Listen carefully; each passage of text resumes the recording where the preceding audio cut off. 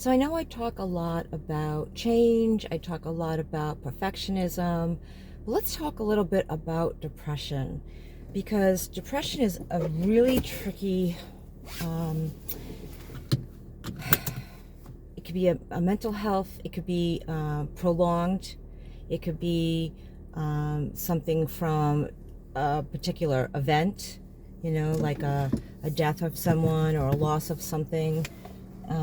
Can be um, a, a chemical imbalance that you're more prone to, you're more geared to depression, or it could be both, right?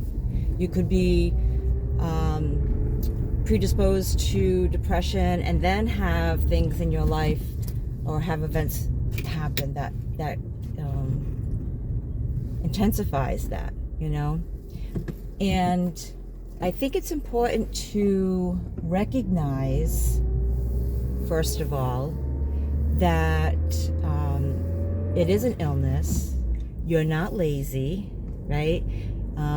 It's not about lack of motivation, although one of the symptoms of depression is lack of motivation, but that's not the cause, right?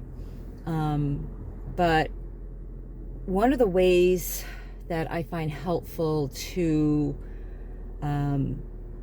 keep myself out of deep depression, and B,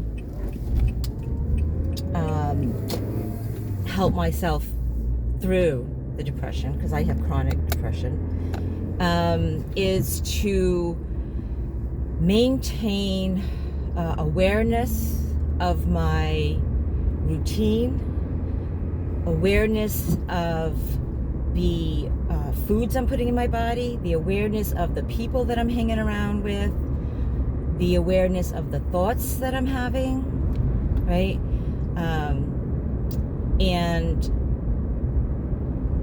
And also awareness when I feel my body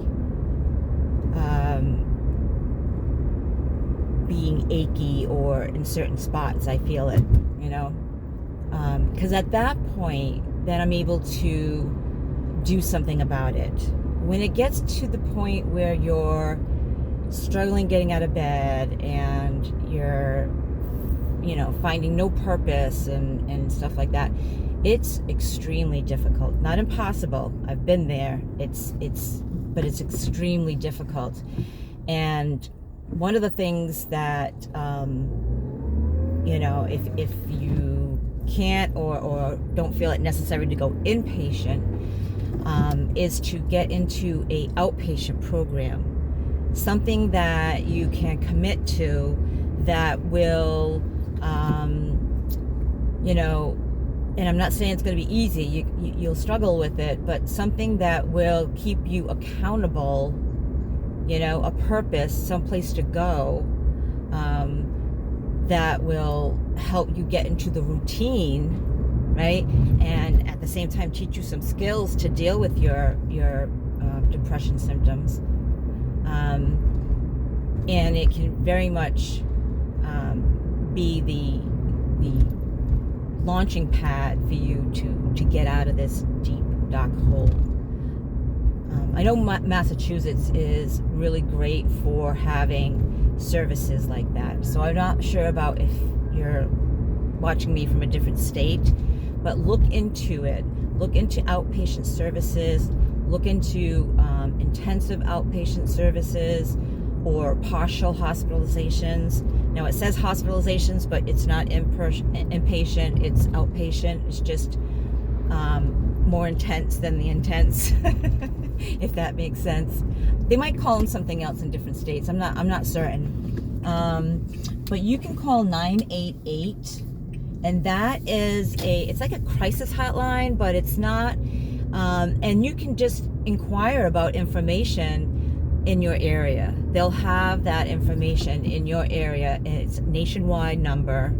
And so that, if you need that oomph and you're struggling to get there on your own, even if you're seeing an individual therapist once a week and that's just not enough for you, it may be a little extra oomph that you need. If you have any comments, any questions, you can put them in the comment section below. Please subscribe to my videos so you can get all the great content, all the information, and if you feel someone might benefit from watching this video, please pass it along. And until next time, be well, please. Peace.